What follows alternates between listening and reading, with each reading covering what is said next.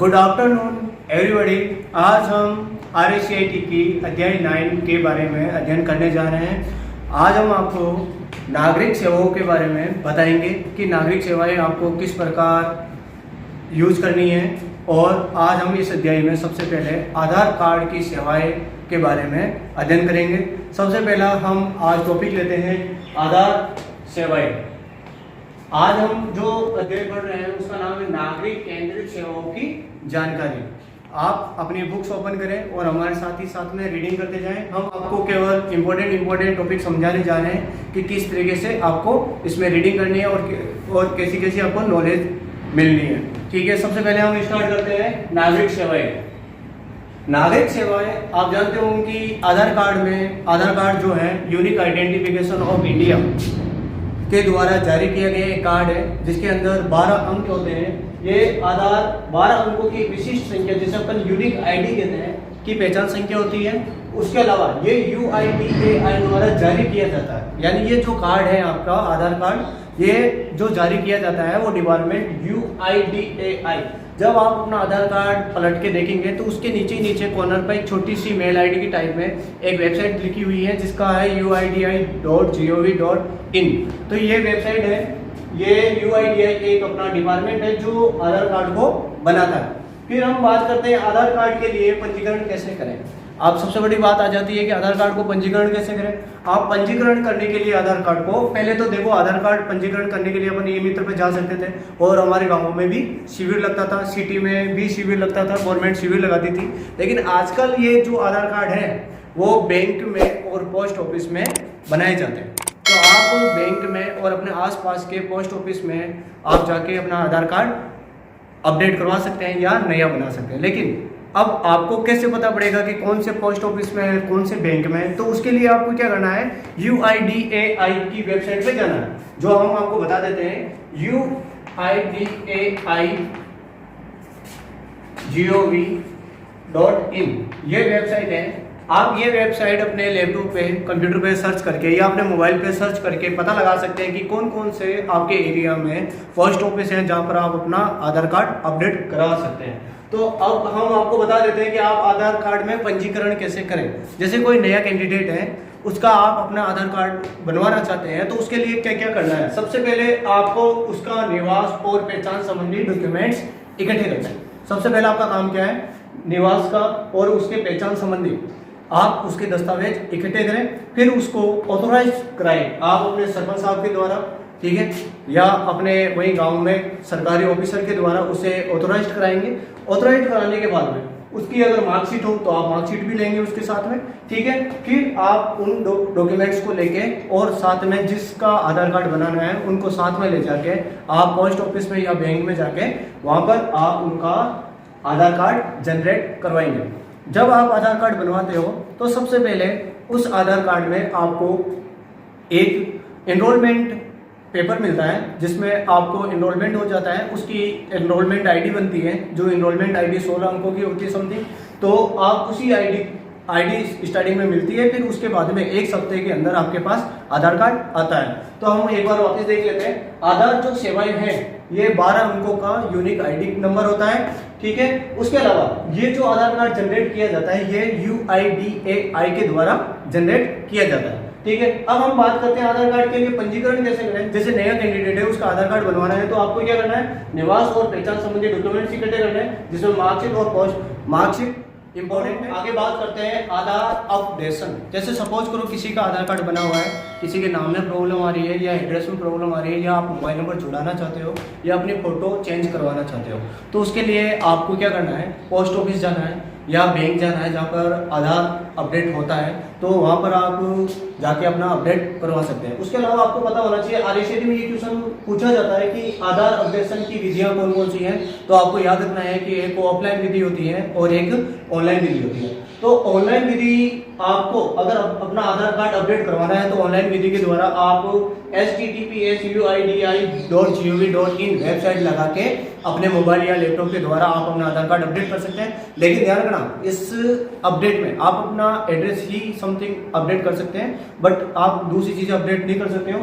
अब आप ऑफलाइन द्वारा अपडेट करना चाहते हो तो आप जो आपका आप अपडेट किए गए विवरण को डाक सेवा के द्वारा UIDAI के एड्रेस पर भेज के आप अपडेट कर सकते हैं। ध्यान रखना कि आपको इसमें RSAT में क्वेश्चन आता है आधार अपडेशन की विधियां कौन कौन सी है, ऑनलाइन और ऑफलाइन विधि द्वारा। ठीक है, अब हम बात करते हैं बैंक खाते के साथ आधार कार्ड को कैसे लिंक करें। अब अपना बैंक अकाउंट आपने अकाउंट खुलवाया है, अब आपके अकाउंट में आपने आधार कार्ड लिंक नहीं करवाया, तो आप आधार कार्ड को कैसे लिंक करवाएं उसके बारे में बता रहे हैं। तो सबसे पहला जो इसका ऑप्शन है नेट बैंकिंग का, तो आप नेट बैंकिंग के द्वारा अपना आधार कार्ड लिंक करवा सकते हैं। उसके लिए आपको अपनी नेट बैंकिंग की आईडी लेनी होगी बैंक से, और उस पर जाके आप उसमें यूजर और अकाउंट नंबर यूजर आईडी और यूजर पासवर्ड लेके फिर आप उसमें नेट बैंक उसमें आधार अपडेशन एक ऑप्शन होता है, उस पर क्लिक करके अपना आधार कार्ड अपडेट कर सकते हैं। फिर सेकंड आता है बैंक में जाकर। बैंक में जाकर कैसे करेंगे कि आप अपने आधार कार्ड की फोटो कॉपी करवाएंगे, उसके अलावा उसके बाद में आप अपनी डायरी की भी फोटो कॉपी करवाएंगे। दोनों को कॉपी करके आपको अपना विवरण लिखना होता है, अकाउंट नंबर, फिर उसके बाद में आप अपना साइन करके उसको जाके बैंक में जमा कराएंगे, तब आपका आधार कार्ड अपडेट हो जाएगा। वैसे आप ये जिसकी नेट बैंकिंग नहीं चलती है उसके लिए तो ये बेस्ट ऑप्शन है कि बैंक जाके ही अपना आधार कार्ड को अपडेट करें। अब हम आपको एक बात और बता देते हैं कि आधार कार्ड से संबंधित कई क्वेश्चन आते हैं हमारे पास कि सर हमारा आधार कार्ड किस तरीके से सिक्योर हो सकता है। तो अब हम आपको एक बात बताते हैं, जैसे कि आप कभी भी किसी भी सरकारी या कोई आपसे आपका आधार कार्ड मांगते हैं या कहीं आपको फॉर्म भरना है और आपका आधार कार्ड लगाया जा रहा है, तो कोशिश करें कि आप अपने आधार कार्ड पे जो अपना आधार कार्ड है, जो यहाँ पर QR कोड होता है, फोटो होता है, तो आप अपना आधार कार्ड पे ऐसे सिग्नेचर कर देना। तो आधा नीचे आधा ऊपर ऐसे सिग्नेचर करने से ये होता है कि आपका आधार कार्ड मिसयूज नहीं होता है, यानी सेल्फ अटेस्टेड करके आप अपना आधार कार्ड को यूज करेंगे। ठीक है, और उसके अलावा अगर कोई आपसे आधार कार्ड नंबर मांगे तो आप आधार कार्ड नंबर दे सकते हैं, लेकिन बट आप ध्यान रखना OTP ना देवे बिना किसी जानकारी के। ठीक है, और बिना किसी अननोन पर्सन को आप अपना OTP शेयर ना करें, क्योंकि अपन जब भी नेट बैंकिंग से भी आधार कार्ड को अपडेट बैंक में अकाउंट में लिंक करेंगे अपना आधार कार्ड को, तो OTP आता है और उस OTP को आप हर किसी के साथ शेयर ना करें। अब हमने आपको बताया कि भाई आधार कार्ड जो जैसे आप हमारे पास RSAT का एडमिशन करने भी आते हैं, तो आप अपने आधार कार्ड की फोटो कॉपी जो होती है उस पर भी क्रॉस साइन कर दें, आधा नीचे आधा ऊपर। इससे ये होता है कि आप उसका मिसयूज होने से आपके आधार कार्ड का मिसयूज। अब हम नेक्स्ट टॉपिक की ओर आगे बढ़ रहे हैं। नेक्स्ट टॉपिक है अपना पैन कार्ड।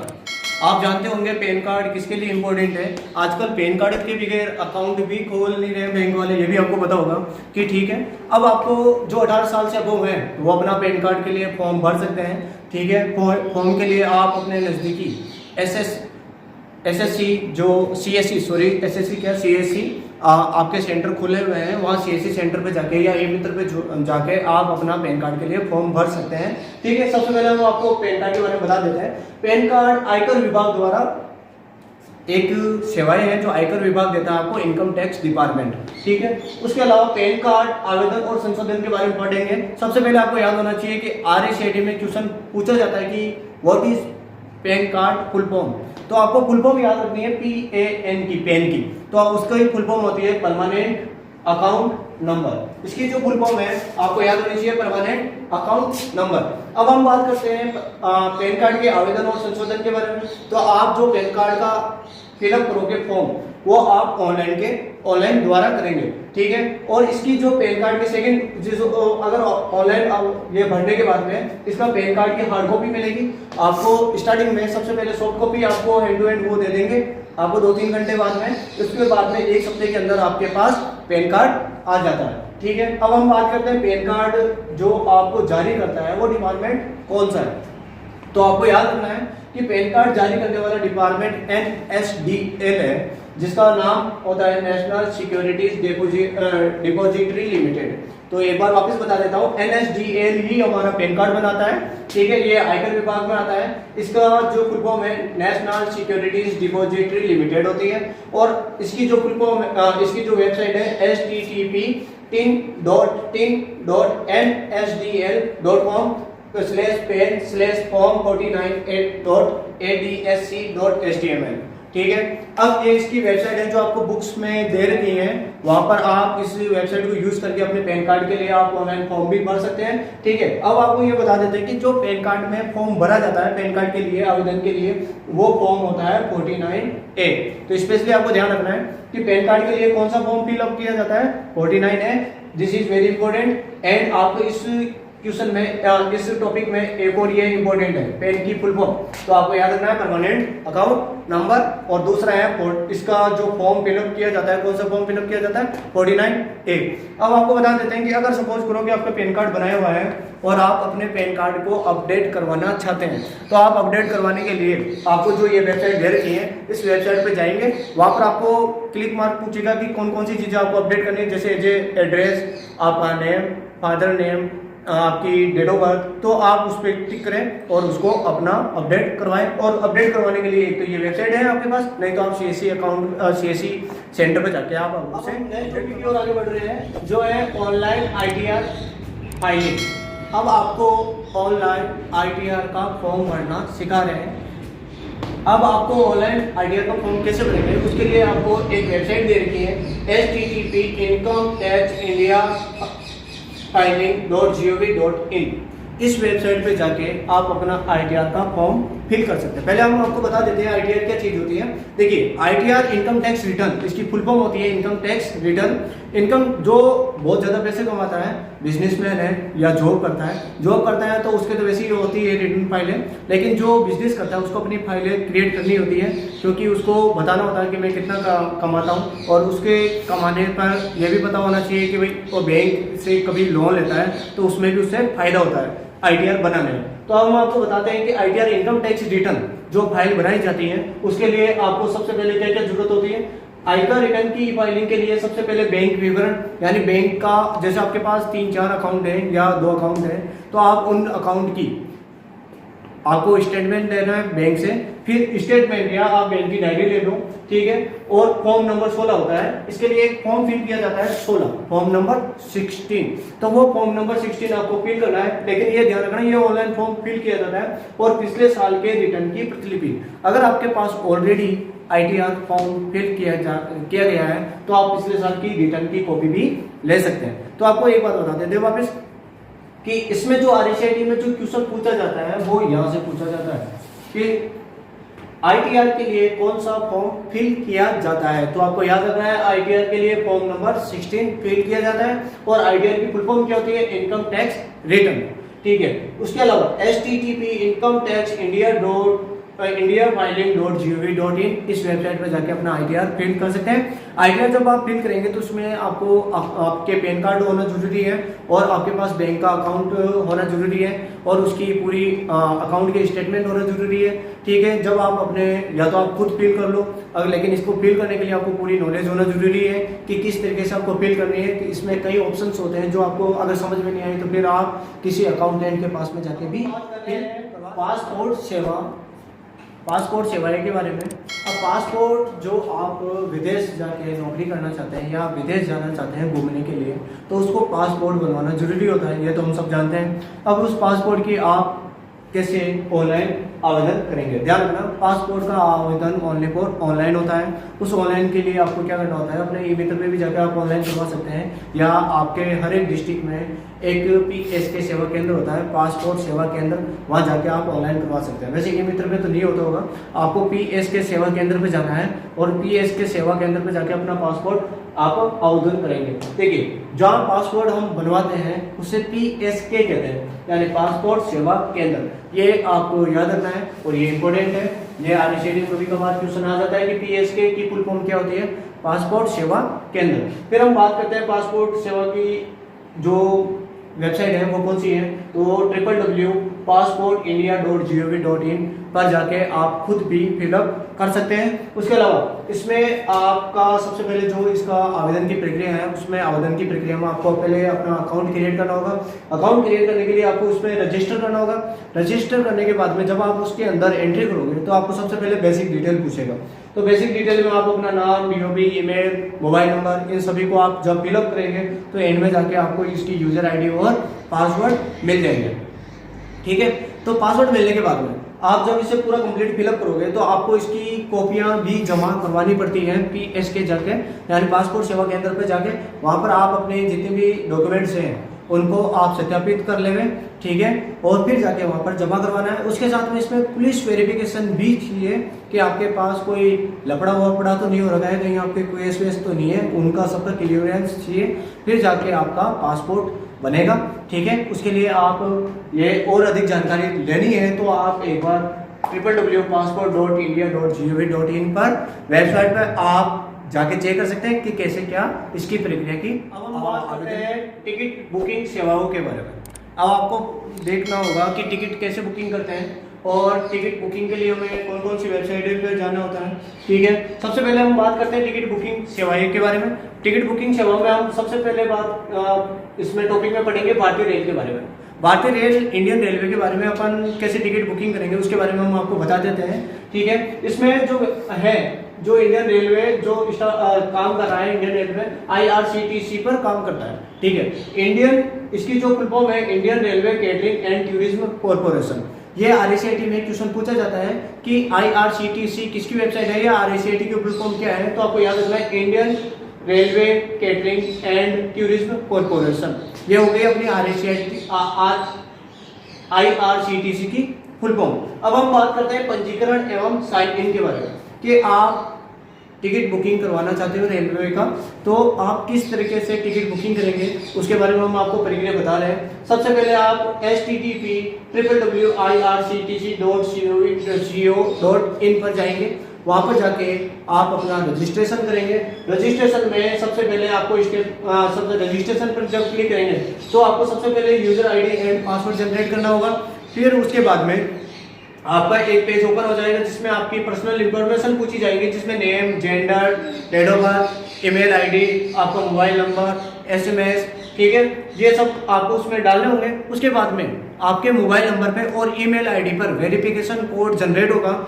जब आप वेरिफिकेशन कोड उसी ID में डालोगे तो आपको उसका ये सबमिट हो जाएगा। सबमिट होने के बाद में आपको एक PNR नंबर मिल जाएगा। तो आपको याद रखना है कि अब इसके बारे में जो क्वेश्चन आता है PNR के बारे में, अब हम आपको बताते हैं PNR क्या होता है। PNR जब आप टिकट बुकिंग करवा लेते हो या आपके पास टिकट आ जाता है तो आपके पास PNR नंबर भी आता है। तो PNR की फुल फॉर्म होती है पैसेंजर नेम रिकॉर्ड। क्या होती है? Passenger name record.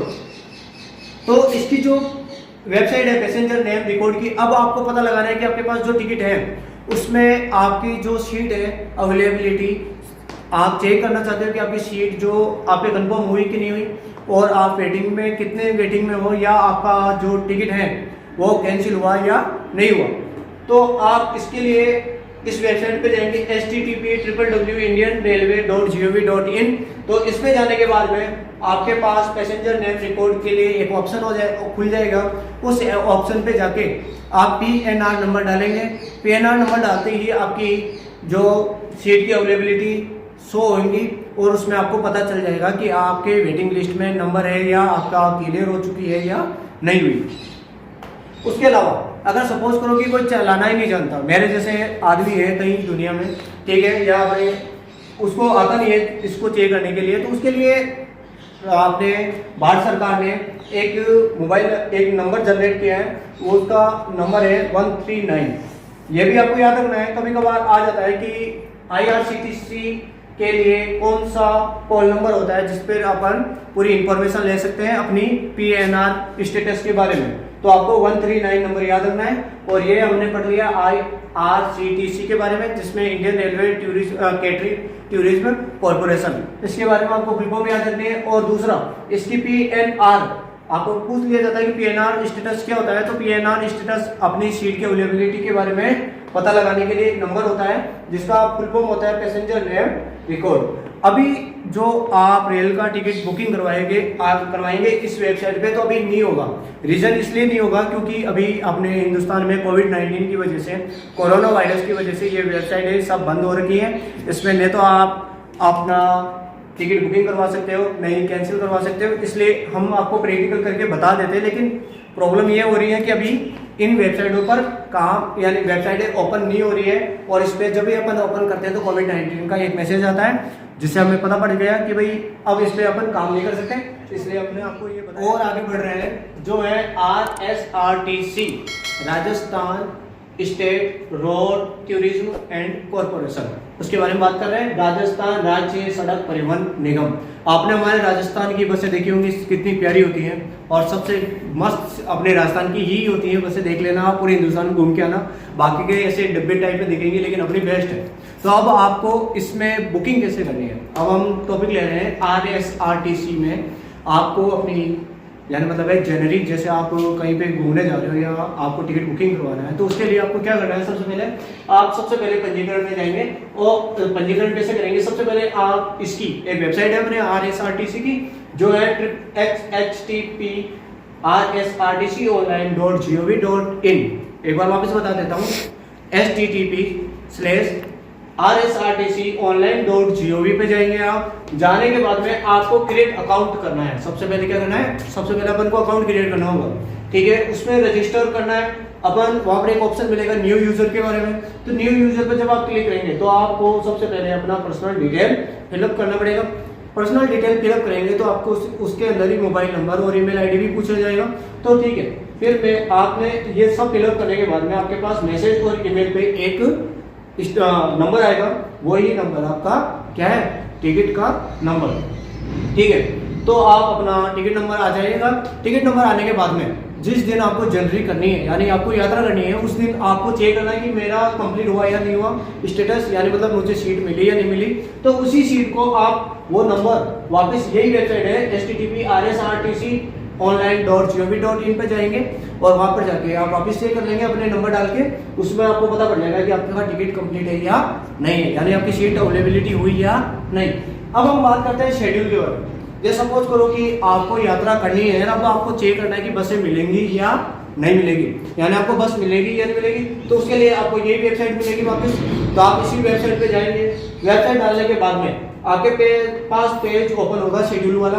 तो उसमें सबसे पहला ऑप्शन मिलेगा फ्रॉम स्टॉप, ठीक है, टू स्टॉप, यानी आपको कहां से कहां जाना है। जैसे मुझे अजमेर से पाकिस्तान तो जा नहीं सकते, अजमेर से जैसे जैसलमेर जाना है मुझे, ठीक है बॉस। तो अजमेर से जैसलमेर जाने के लिए सबसे पहले आप अजमेर डालेंगे यहाँ पे, फिर उसके बाद में वहां पर जैसलमेर डाल देंगे, ठीक है। देन डेट, अब डेट क्या डालेंगे आप, डेट जहाँ जिस दिन आपको यात्रा करनी है वो डेट डाल देंगे, ठीक है। फिर बस की सर्विस पूछी जाएगी, यानी मतलब आपको 5 स्टार बस में जाना है, 7 स्टार में जाना है, या आपको वोल्वो में जाना है, ठीक है। तो उन स्टार बस या वोल्वो में आपको वहां पर देख लेना है कि जैसे अपनी पॉकेट मनी के अकॉर्डिंग आपको यात्रा करनी है, उसके अकॉर्डिंग आप इसमें सर्विस चॉइस कर लेंगे। उसमें सर्विस चॉइस करने के बाद में जब आप क्लिक करेंगे तो आपके पास एक टेबल खुल के आएंगे जो आपके बुक्स में दे रखी है, आपने एक बार जरूर देख लेंगे, ठीक है। उसमें आपके आने के बाद में आपको पता पड़ जाएगा मुझे कौन सी बस मिलने वाली है, कितनी बजे मिलेंगी और कहाँ से मिलेंगी, ठीक है। ये अपना टॉपिक हुआ RSRTC के बारे में।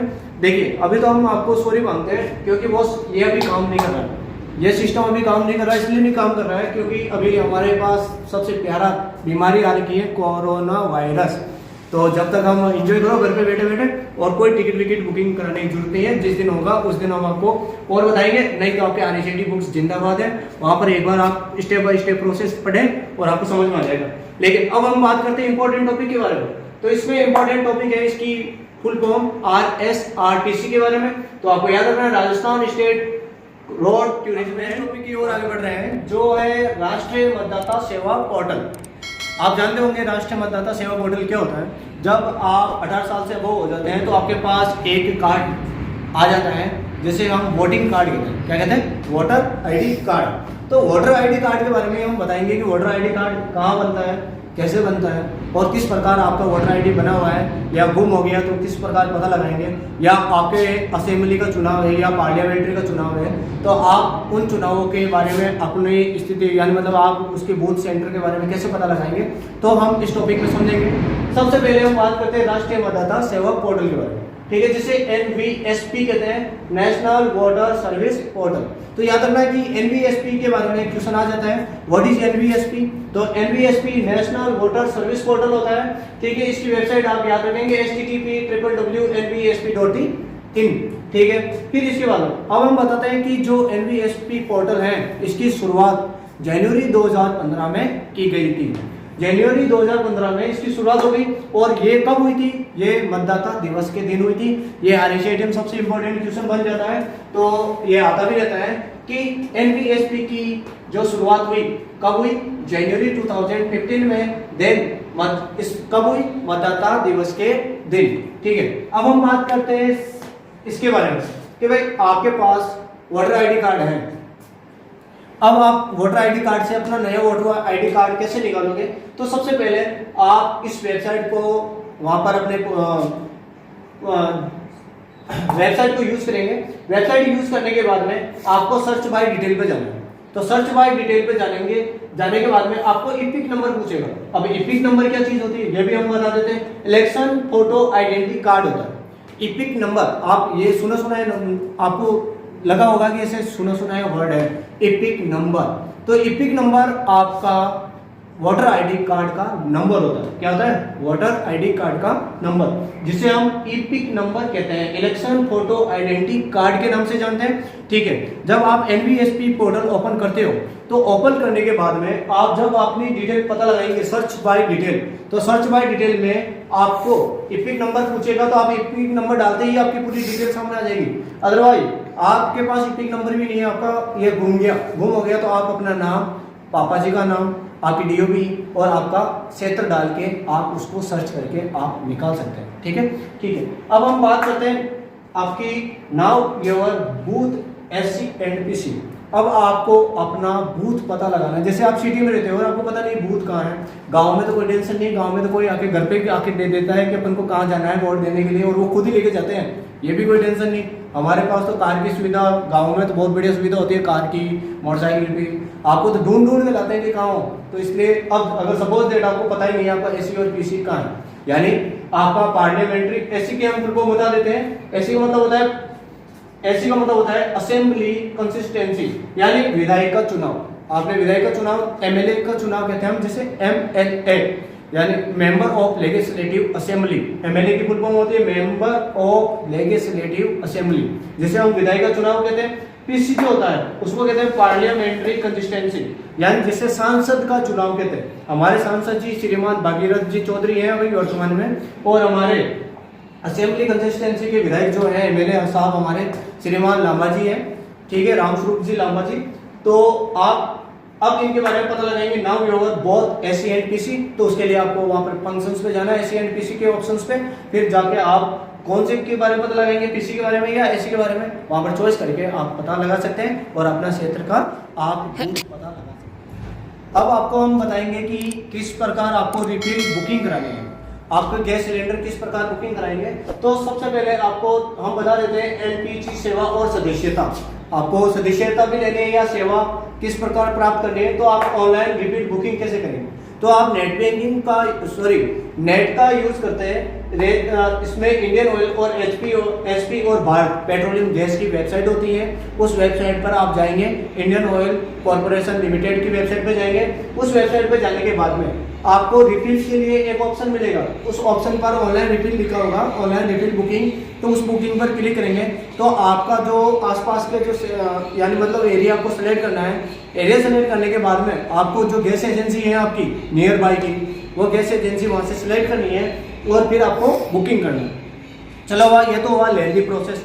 अब हम आपको इजी प्रोसेस बताते हैं। तो इजी प्रोसेस यही है बॉस कि आप अपनी डायरी है उसकी अपनी गैस की, उस गैस की डायरी के पीछे आपको इन्फॉर्मेशन पूरी यानी मतलब लिखी होती है कि किस प्रकार आपको बुकिंग करनी है।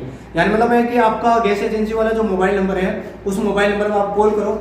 अगर आपको कोई प्रॉब्लम होती है तो वहां पर आपको बता देंगे कि किस प्रकार यूज करना है आपको, और आप अपनी गैस की टंकी बुकिंग करवा सकते हैं। और 8% कोविड-19 की वजह से आपको जो भामाशाह क्या उज्ज्वला जो योजना में जिसके भी गैस मिला हुआ है उज्ज्वला योजना से, यानी मतलब आपको नॉर्मली बता देता हूँ, जिसके फ्री गैस की टंकी मिली हुई है, फ्री गैस कनेक्शन मिला हुआ है, वो उसको अभी 3 महीने तक गवर्नमेंट फ्री में आपको टंकी रिफिल करवा के दे रही है। और आप अपने घर पे बैठ के अपने अच्छे अच्छे पकवान खा सकते हैं लॉकडाउन में, ठीक है, बिना किसी टेंशन के। जो पूरी साल भर में टंकी खत्म नहीं हो रही थी, आप इस महीने में आराम से खत्म करें और हर महीने 3 महीने तक रेगुलर आप अपनी टंकी रिफिल करवाएं।